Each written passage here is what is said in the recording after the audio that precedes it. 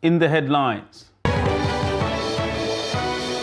National Industrial Court to hear government's interlocutory application on ASUU strike. Court nullifies PDP governorship primary election. Sokoto State government constructs drainage to avert flood. And on the foreign scene, at least 10 people killed, several missing in Italy flooding.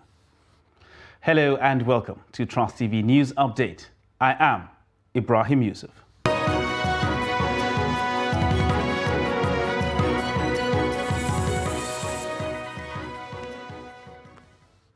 Hello and welcome once again.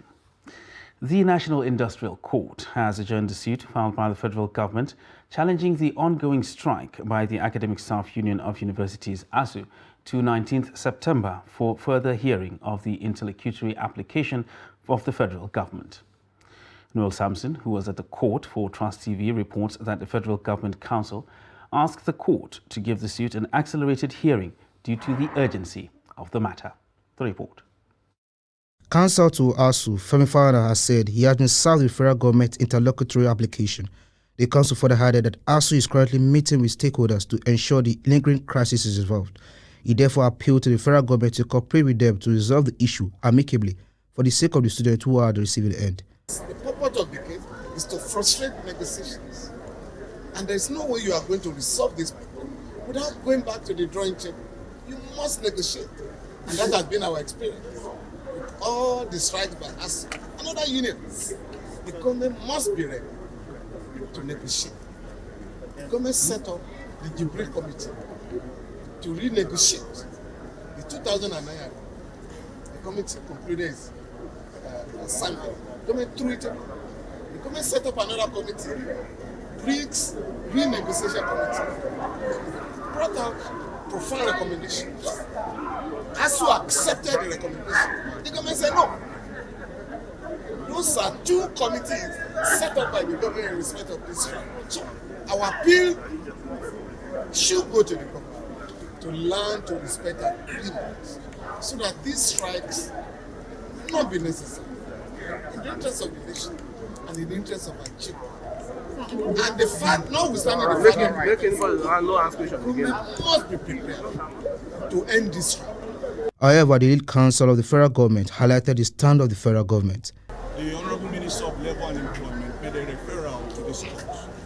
On the 12th of September, the Honorable Court directed parties to file their relevant processes and directed that we should file our process between Monday and Tuesday. We filed all our processes on Monday, including the position of the federal government, and we also filed an interlocutory application seeking to restrain ASUU from continuing with that strike, pending the hearing and determination of the substantive source. We are here to observe the sitting and to make our stand. That our stand is very simple and clear. We want to return back to class.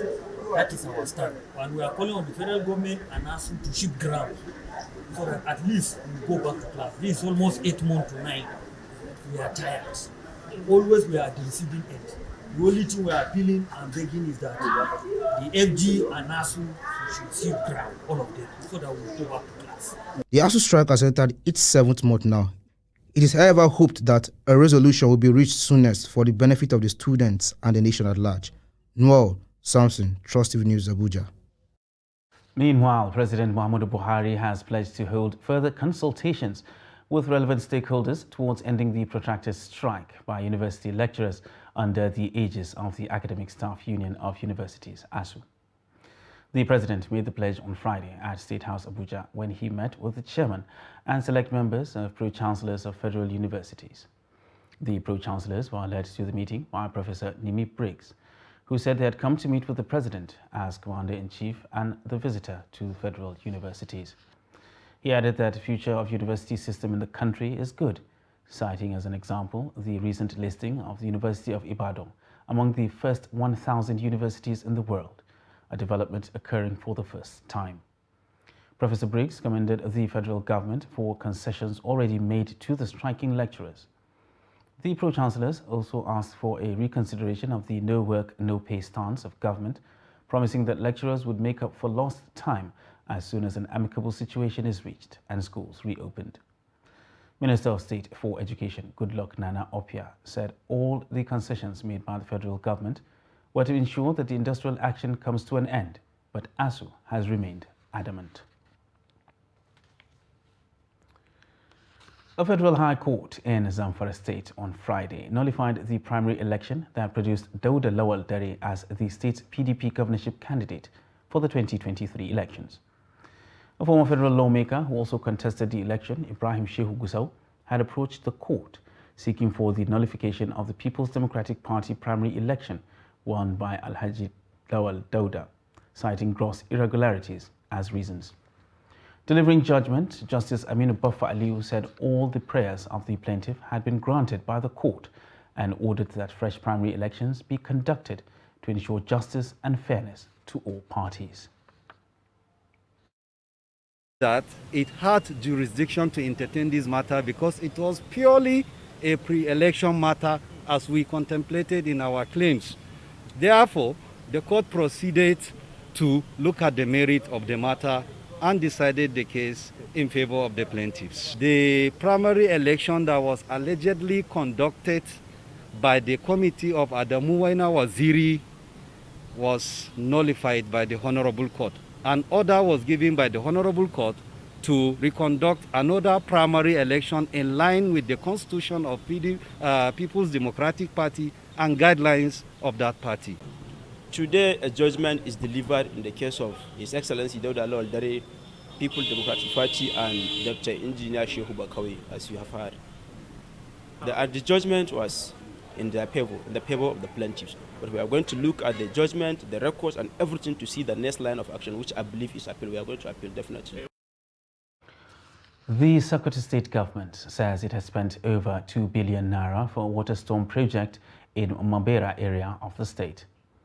In an exclusive interview with Trans TV correspondent Idris Jibrin, the State Commissioner for Environment said the project is to prevent flood and environmental degradation, which has been disturbing the area. The report. Over the years, residents in Mabera area of Sokoto metropolis has been threatened by flood and environmental degradation, which the state government say is now a history. 18.59 kilometer storm water management project at the cost of 2.2 billion naira. It's a collaboration between state government and the World Bank in order to address the flood as well as erosion itself, because they come together. Once the flood is addressed, erosion menace will go to the bay. In collaboration with the World Bank funded project New Map, this 2.8 billion naira water storm project is expected to help prevent erosion, flood, and other environmental challenges around the area. We were able to actually come to the rescue of a very difficult terrain in the area of Mabera. Terrain here, I'm referring to an area that suffers from perennial floods, urban floods here in Sokoto metropolis. Over 18.5 kilometers of drainage of various sizes was put in place to specifically address the flood issues in Mabera area and the adjoining areas. This is the major work we have implemented under this program. Meanwhile, the state government says adequate provision has been made to ensure that the environment is kept clean and that residents ensure that indiscriminate refuse dump is avoided. We try to bring up with some policies and laws that will allow other people to participate. In that respect, we are able to propose the establishment of Sokoto State Environmental Sanitation Policy number 7 of 2015. And that policy allows us to bring up private companies to refuse evacuation, and then also allow other stakeholders to contribute their own quota. While the Mabera Water Storm Project is designed to address the menace of gully erosion and land degradation, other selected communities will also benefit from the project. Idris Jibrin, Trust TV News, Sokoto. Northeastern state governors are meeting in Gombe to chart a common objective for development of the geopolitical zone devastated by insurgency. Governor Inuwa Yahaya is hosting the 7th edition of the Northeast Governors Forum meeting. Governors Ahmadu Fintiri of Adamawa, Bala Muhammad of Bauchi, Babagana Zulum of Borno, and host Inuwa Yahaya personally attended the meeting. Governors of Taraba and Yobe were, however, absent. Ibrahim Ismail brings us an update on the development. As governors of the northeast of region.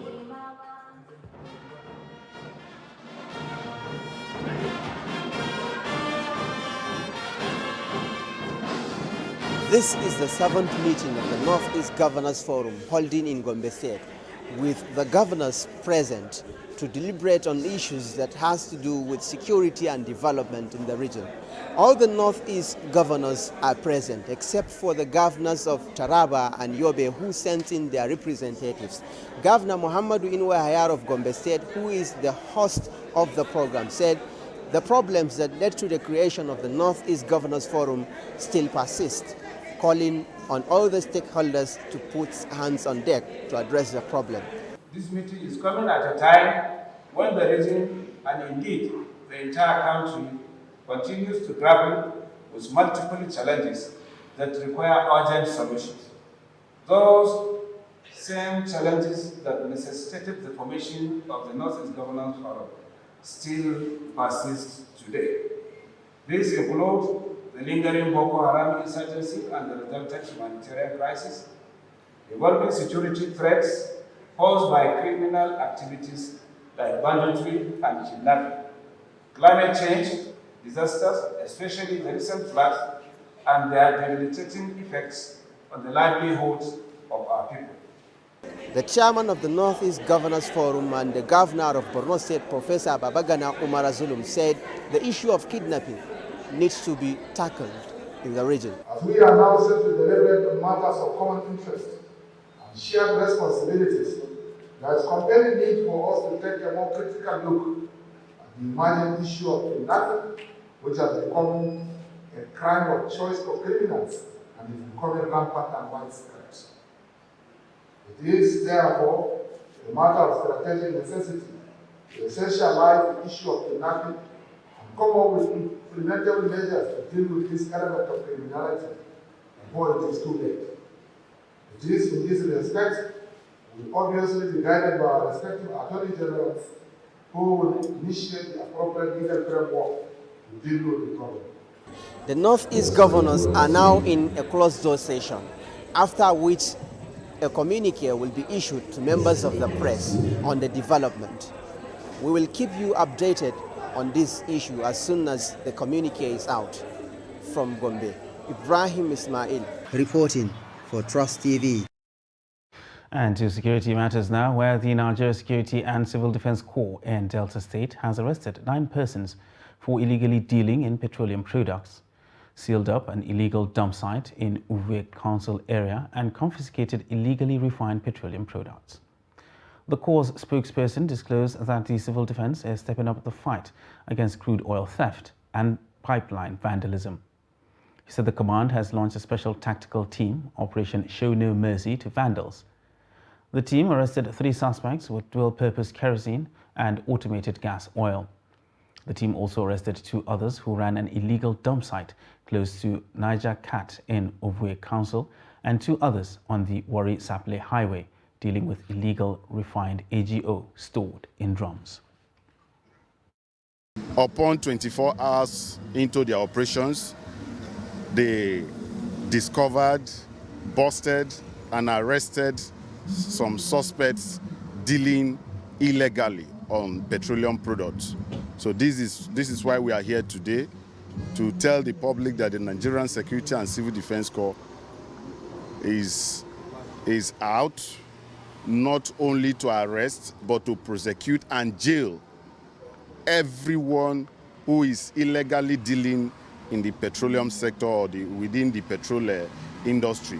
Today, what to call on every meaningful Nigerians, Deltans to be precise, to avail the Nigerian Security and Civil Defense Corps of every information that could lead to the arrest of these nefarious and barbaric activities of these suspects and hoodlums. It has caused the nation great loss, and it has caused its citizens devastating pains. You're watching Trust TV News Update. And still to come on the news. A decades-old trade declining. Details of this and more after the break. Please stay with us.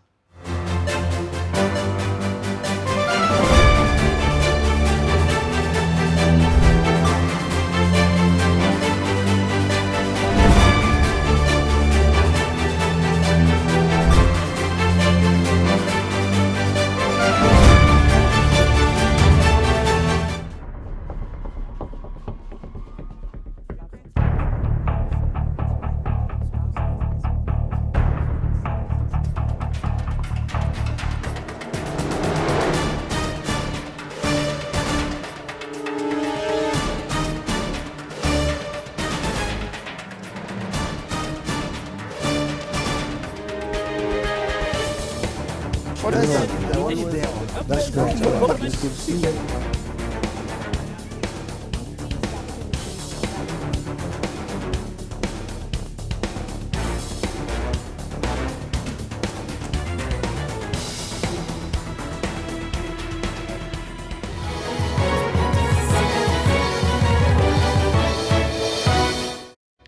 Welcome back, and thanks for staying with us on Trust TV News Update.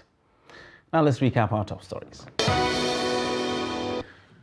National Industrial Court to hear government's interlocutory application on ASUU strike. And court nullifies the Zamfara PDP governorship primary election. And moving on to other news now. The Almajiri system of education has over the years been a topic of debate among stakeholders across the country. At an art and literary event in Kaduna, some experts are of the view that there should be a total repositioning of the Almajiri education system, while others want it integrated into the formal school system to balance the knowledge of Quran with Western education. Bello Musa reports. The Almajiri system of education is predominantly practiced in the northern Nigeria and has remained a source of concern to many stakeholders in the region. Most of the pupils called Almajiri are young children between the ages of 5 and 17 sent out of their homes by their parents in search of Islamic knowledge. However, studies have shown that rather than acquire the knowledge of the Quran and jurisprudence, most of the pupils who later transform into adults while roaming the street rarely acquire the requisite knowledge worthy enough to make them useful to themselves and the society. It affects almost every aspect of our life. It affects the social aspects of our life, it affects the political aspects of our life, it affects the economic aspects of our life. So in every sphere that you're seeing, we have over 10-point-something million out of school children. And in that 10-point-something million out of school children, you're talking probably 70-80% are Almajiri. So that really causes a really daunting problem for us in the near future. Well, I believe that reforming the Almajiri system requires everybody, all stakeholders to come on board. All stakeholders meaning government, religious leaders and traditional institutions and also the parents. They also want the Almajiri system of education to be integrated into the formal school system. Government has to take the lead because government is where the buck stops. It's where take the initiative of making everybody to fall in line, and also it's doing its part, especially in mopping up the children that are now on the streets. If we can incorporate a little bit of basic literacy and numeracy to them, a bit of digital skills, believe me, there is no limit to what these children can achieve. The stakeholders said measures put in place at the local and state levels rarely made any difference in addressing the menace as parents keep sending their children to some clerics. To this end, they urged the federal government to ameliorate the plight of the Almajiri, especially in the northern Nigeria. From Kaduna, Bello Musa reporting for Trust TV. An abattoir is a place where animals are slaughtered, after which the meat is subsequently transported to markets for consumers to buy. Now, based on international best practices, an abattoir is expected to be equipped with slaughter hall, gut and tripe room, detained meat room, offal room, condemned meat room, hide and skin room. Ado Musa examines the level of hygiene at Jos main abattoir and the kinds of animals that are slaughtered. Jos main abattoir, located in Green community of Josno local government area of the state, came into existence in 1975, but started functioning in 1978 with different kinds of animals, including cattle, sheep, goat, pig, and camel being slaughtered on daily basis. According to the project manager of the abattoir, Dr. Nembu John, hundreds of people are benefiting from the slaughterhouse every day, ranging from butchers, meat sellers, hawkers, tricycle drivers, among others. We have our inspection officers, the staff of the ministry here, that every morning they do inspection just before slaughtering. By 6, sometimes 5:30 they are here. They will inspect the animals before slaughtering, and after slaughtering they will inspect. Any animal that is not fit or any organ that is not fit, we condemn either partially or totally. First of all, we carry out antemortem inspection. That is the inspection we carry before we slaughter the animals. And after slaughtering the animal, we carry out the postmortem inspection. The chairman of butchers of Josno local government area of the state, Usman Aliyu, who oversees slaughtering of animals at Gabadoho Abattoir, said they did not venture into the business overnight, explaining that they were trained on how to ensure healthy animals are killed for consumption. Before we came into the business, the Plateau State government took us to Bauchi for some practical courses on the business. That is why we are very careful when it comes to slaughtering animals for consumption. It is a trust given to us, and we can't compromise it. We must put eyes on the kinds of animal to be killed and the sanitation of the area we kill the animals. The project manager of Jos main abattoir, however, expressed concern over the challenges. There is no security. We don't have a security post. It's just one security officer that we have here that takes care of animals for the butchers. He is their own security personnel. And then we have the issue of young boys coming around, smoking, fighting each other around this area, and then vandalization of government properties. Some sellers and customers share their experiences. We usually sell to retailers and take it to various communities and sell to final consumers. Every morning we come here to buy meat from Ogayas, and it's a healthier meat because even if the meat is not healthy, if they bring it here, we have the cost, and we don't used to bring anyhow meat, which is the healthier ones and the good ones. Experts often emphasize that eating unhealthy meat and poor sanitation of abattoirs can cause infectious diseases such as heart and liver diseases, pneumonia, tumors, among others. Ado Musa, Trust TV News, Jos. Now, the ancient town of Shagamu in the southern part of Nigeria is a household name regarding the cultivation and production of kola nuts, especially the white variety. Now, this and other species of kola nuts attracted some Hausa kola nut merchants in large numbers from the northern part of the country between 1910 and 1970. Abbas Alibi reports that the business of kola nuts between the north and south is one of the oldest trades, which is now taking a new approach. Today, there is increased demand for kola nut in global market to its use in pharmaceutical industries, leading to its high market value and its unavailability. This demand makes kola nut an important source of income for countries like Ghana and Nigeria. Adamu Munkaila is a resident of Agege in Lagos, whose forefathers were kola nut traders in Lagos since before independence. Said kola nut is one of the commodities that brought north and south together. Actually, our forefathers came to southwest, particularly Lagos, just because of the kola nut business. He said, as the kola nut trading changed patterns and other merchandise come into picture, such as sweet and date palms, the northerners in Lagos expanded their businesses by joining other ventures. Today we have there are various businesses, in and outside Lagos State, which our people do. The business is not declining; it's only changed the way of doing it. You understand? Because if you look at the way they do it before and compare it to the way they do it now, there are slight differences due to the changing of generation. Hajia Sisi is a famous businesswoman in Agege who sells kola nuts for decades. She lamented hike in price of the commodity, which has forced many out of business. Mrs. Abdulmajid, who was born and been in the kola nut trade for over 30 years, said Ogun State produced the best type of kola nut at Ode area of the state. Shagam, Ore, Dayaton, and Awuri side. She said kola nuts are now used for industrial purpose, a part of consuming by individuals, hence the reason of its scarcity and high cost. Used for Kampala, industrial work, and wedding ceremony. In the year 2021, Nigeria was ranked 4th in kola nut exportation, while in 2020 it was ranked 1st with the share in production of 67.56%. Abbas Ibrahim Alibi, Trust TV, Lagos.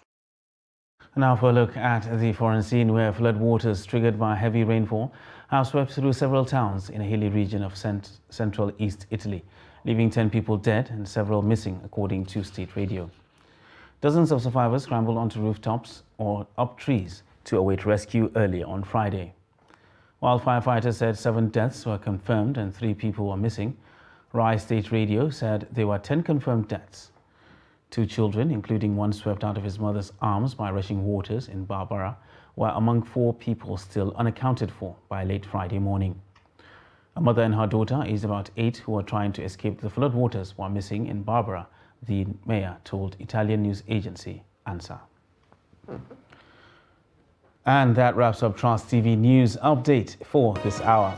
For more news, you can subscribe and visit us across all our social media platforms. I am Ibrahim Yusuf. Thanks for watching.